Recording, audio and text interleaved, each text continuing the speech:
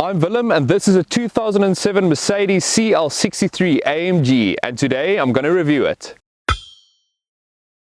I'm going to start off talking a little bit about the history of the car, have a look at the interior and the exterior, and then I'm going to take it for a drive. So the Mercedes CL63 AMG was produced from 2006 up until 2014 and was a successor to the Mercedes CL55 AMG.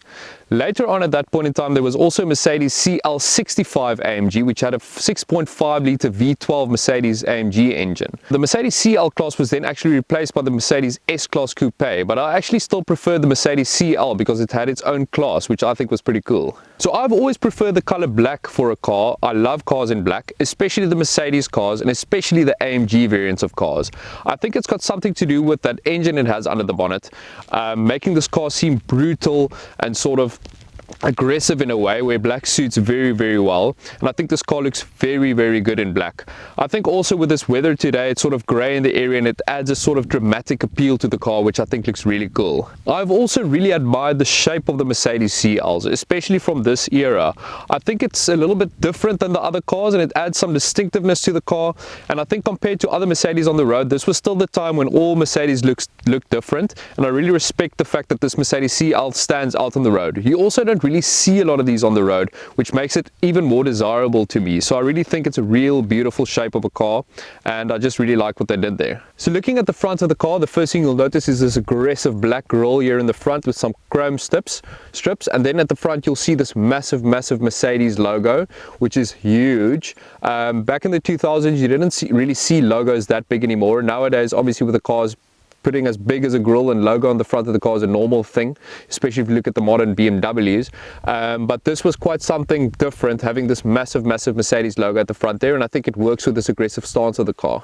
Then secondly, you'll also see all of these intakes in the front, and obviously this grille, everything is real. These holes are actually in there. It's not fake like you see nowadays. It needs to suck in as much air as possible for that big engine. So another thing you'll notice are these shark-like vents on the side here. It's a very subtle look, but it says that this car is an AMG car and it distinguishes it from the regular CL500s or the CL600s out there. And I really think it looks cool because it's so subtle. So only real car enthusiasts will know that this is an AMG car. So next to the air vents you'll see these wheels. These are 20-inch wheels, which nowadays isn't as big as a lot of sports cars nowadays come out with 22 and up inch wheels, but these are still very cool looking wheels. I think it suits the car very well.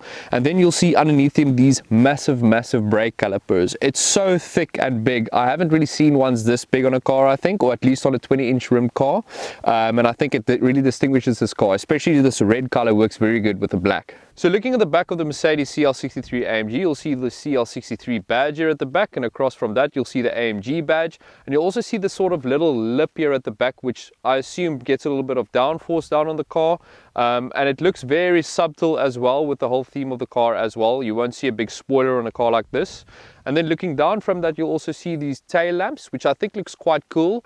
That's one of the main things that also distinguishes the CL class. There's no any other Mercedes cars with these tail lamps. It's only the Mercedes CL range. You'll see some of the other Mercedes cars share a lot of tail lamps and headlamps and stuff, but these headlamps and tail lamps make this car quite unique to me. So seeing that this is a massive car, you would expect it's got some big boot space, which it actually does. If you open it up, you'll see it's got a very deep boot area and you can store quite a lot of stuff. I assume the average buyer of this car would either store golf clubs or maybe guns. So yeah, it gives you enough space for either of those. So one thing that Mercedes AMG does very well is exhaust pipes or tailpipes. This one has a quad setup with these very cool oval shaped exhaust pipes. It also says AMG on each tip, and I think they should sound amazing. Let's take a listen.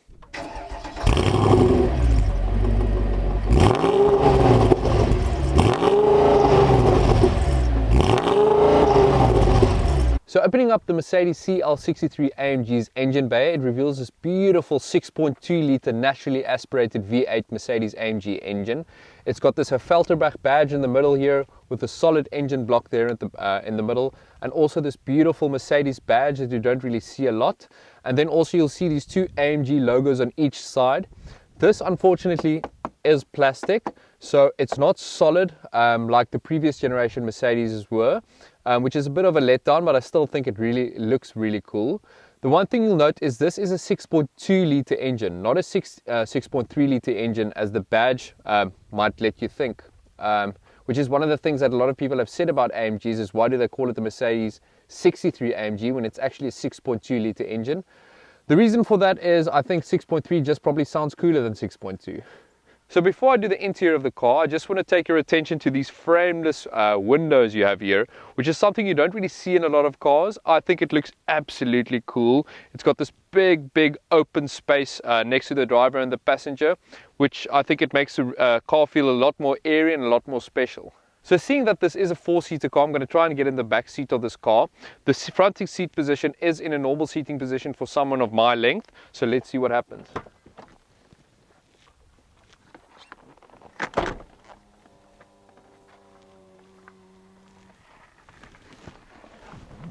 Let's bring this back.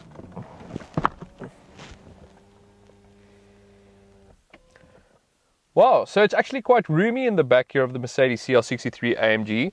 I mean, my knees are touching the front seat, so it's not the most space, but I mean, my head is still fine. There's quite a lot of room in the back here. I think you should be quite comfortable on short journeys, obviously not on very long trips. Some comforts here at the back.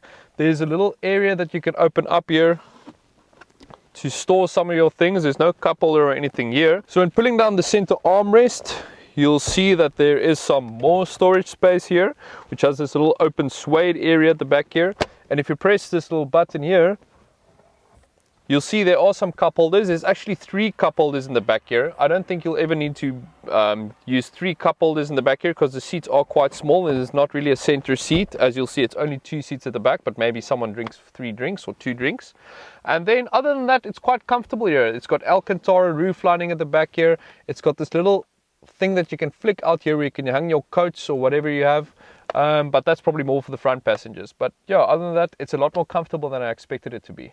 So the interior of the Mercedes CL63 AMG, one of the first things you'll note is this interior color, which would not be necessarily something you would spec, but I think in this car it really works very well. I think it aged quite well as well. The leather still seems in very good condition. This light color makes it look a little bit different than other ones, and it looks a little bit cooler and I think a little bit more expensive, if you can even say that. But the leather overall looks really nice. It's got all these different shades of cream and brown all over the place, and I quite really like it. When you sit down, you feel these seats immediately. This being a CL or S-Class type of car, they are very comfortable. You sit in them, but they also have these paddings or sort of grips, bolsters on the side there to keep you nice in place and intact. The next thing that you'll notice is, to me at least, all the buttons and technology in this car. Even though this car is 13 years old now, there's a ton of technology that they threw in here, like Mercedes does with the S-Class. The S-Classes are always the cars that you want to see what the future cars will have and what the technology will be that they will have. This car is no different. You see that one of the first things you'll notice is this instrument panel. It's got a digital instrument panel in a car that's 13 years old. I think this was the first range of cars that had a digital instrument panel. It's quite basic still, but it shows you some pretty nifty information. It's not really all digital, even though there's lights in the back of the fuel gauge and on the rev counter there at the right. The center screen is the only actual LCD screen. You can see a few different things there, like you can see your trip computer, your navigation, your audio, and you've even got a little AMG setting there where you can see your AMG settings, like your oil temperature and so forth, and some assistance features on the car as well, and services and settings and stuff, which I think was pretty cool, and not a lot of cars had that back in 2007. So continuing on the technology front of this car, you'll see on the right hand side there's a ton of settings to control your seats, obviously up, down, and you can go front and back, and your headrest you can also control. Next to that, you'll see seat coolers in 3 different settings, which goes blue, and then seat warmers in 3 different settings, which goes red when you press them. And then to the left of that, you'll see this little road with a moon in front, which is a setting that you can use for infrared. We can actually see in the night. So your small screen in front of you should turn into a little camera or infrared camera where you can see if someone runs in the road or an animal jumps out or someone wants to shoot you or whatever. You can see that person actually flick up when you're in night mode, which is a pretty cool setting, and probably one of the first cars also to have that setting. So then moving up to the center console of this car, you'll notice a lot of buttons here at the top there. There's a button to control your air suspension, which makes the ride really comfortable, your ESP off, parking sensor off, and then one quite interesting feature is this button where you can tilt the screen here in the middle. You can press to the left, tilts, and you press it to the right and tilts the other side, so you can actually show the screen either to the driver or to the passenger. And then also, this car has a ton of features in this little screen. Also being based on an S-Class Mercedes, it's got like literally tons and tons of features. It would probably take me a whole day to explain all of them. But one of the main features is you control a lot of the settings in this car and the vehicle settings in the center infotainment screen. So you've got this little sort of roller dial here, which you still see in a lot of modern Mercedes cars nowadays, which is still sort of used semi the same setup, but not exactly the same. And this was one of the first cars where they introduced it. So it's got this sort of wheel here where you can control it like, I won't say it's like a mouse, but it's something quite similar where you can tilt and roll it to change to the different settings. So if I go here into vehicle settings, you can see if I tilt it, it shows you all the different vehicle settings, like your interior motion center, your ambient lighting, your interior lighting, how many seconds you want the light displayed on, your rear window blinds, your boot lid opening timer, your tow-away protection. It just goes on and on. I mean, and that's only one setting of this car. Other features include the navigation, the audio, the telephone settings, the video settings. This car has a DVD player inside as well with a DVD in, which I don't know if it's functioning right now or not, but it was a ridiculous rom-com that was in this car. I'm not sure who was watching that. And then moving down from that, you'll see this center console here, or the central armrest at least, which has two buttons, which is a little bit of Mercedes witchery. So you press the top button and it opens up like this, so the passenger can use it with this phone here in the middle. And if you close it, you'll see there's another button here on the right hand side, and you open that and it also opens up, which looks like magic, but yeah, it is something that they did, and it's probably pretty cool. I've seen a few cars do that nowadays, but it's something that you probably didn't see a lot in 2007. There's another button down here that if you press it, it lifts it up, and it has this big storage space at the back here. I see you can actually have a setting here to cool this area down. So if you want to store some cool things or cool drinks, you can put it in here. So then looking in front of me, you see this Mercedes steering wheel. It's very nice and thick in your hands. It does date the car a little bit. It's obviously not as modern as Mercedes steering wheels are nowadays. I think in 2007, this was probably seen as quite a modern steering wheel. But it feels quite nice and thick in your hands. I like a nice thick feeling steering wheel. So first impressions when driving the Mercedes CL63 AMG is that it's a very smooth car. It's plush, it's composed. It feels like anything that you would expect from a Mercedes S-Class at least, which isn't a bad thing for a car like this. The person who wants to buy a car like this is probably not the same person who wants to buy a Mercedes, let's say GT63 AMG or a Mercedes C63 AMG, even for that matter. It's someone who wants the comfort of a big luxurious cruising car, but also obviously have the performance of a sports car, which this car absolutely does have.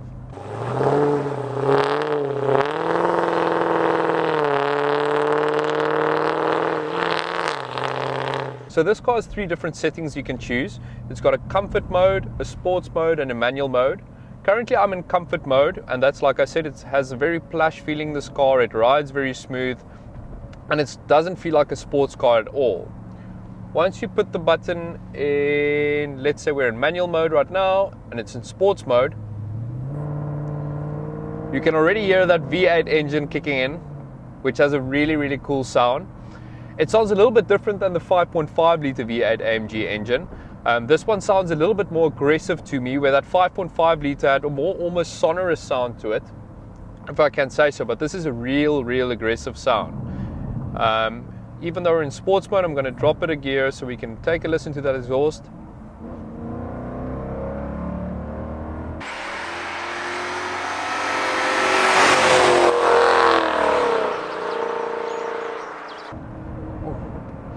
And there's a lot of burbles on the overrun as well, which is really refreshing always to hear in a car like this.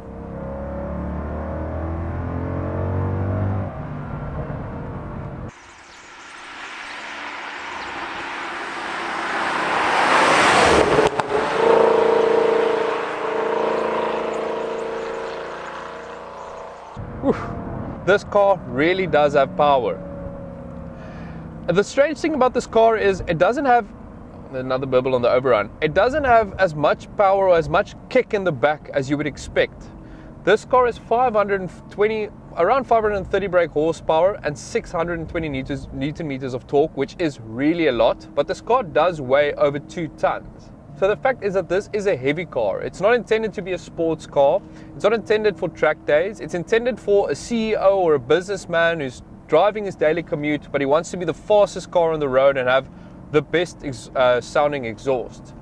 Having said that, this car is quite silent when you're inside the car, and the exhaust note from the outside is extremely loud, as you guys would hear earlier. But sitting here inside, it is based on the S-Class, so it's really well insulated. You almost can't hear a thing. I mean, you can hear it, but not nearly as loud as you can from the outside of the car. Which for some people might be what they want, and other people would like to hear the exhaust. If you want to listen to it, you can just roll your window down a little bit, like so. And then drop it a few gears and there's the sound. And you can also take a listen to that beautiful burbles on the overrun. There we go. Very satisfactory.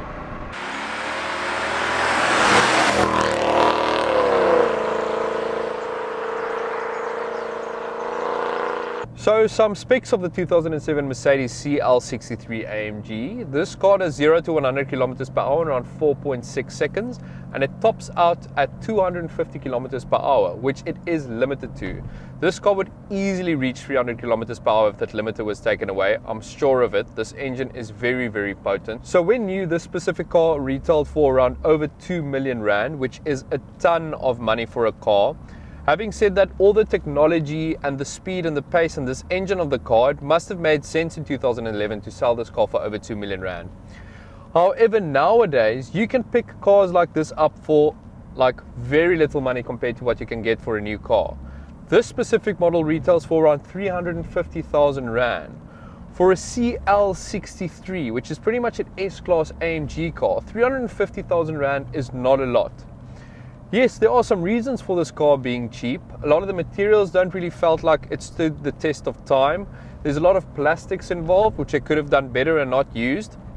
And also the reliability of these engines are quite questionable. I know specifically these 6.2 liters did give some problems in the long run if not maintained properly. This model do, however, have a full Mercedes service history, which helps a lot when purchasing a car like this. But still, be wary of old Mercedes AMG cars when you do buy them.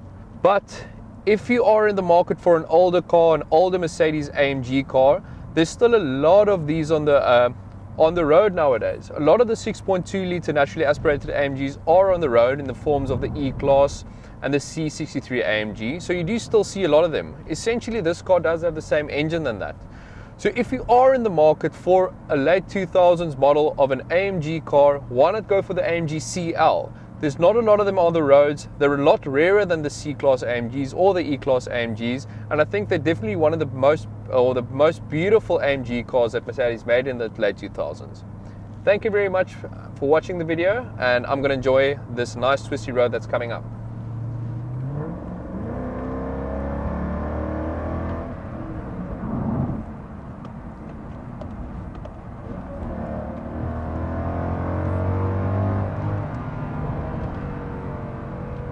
Woo!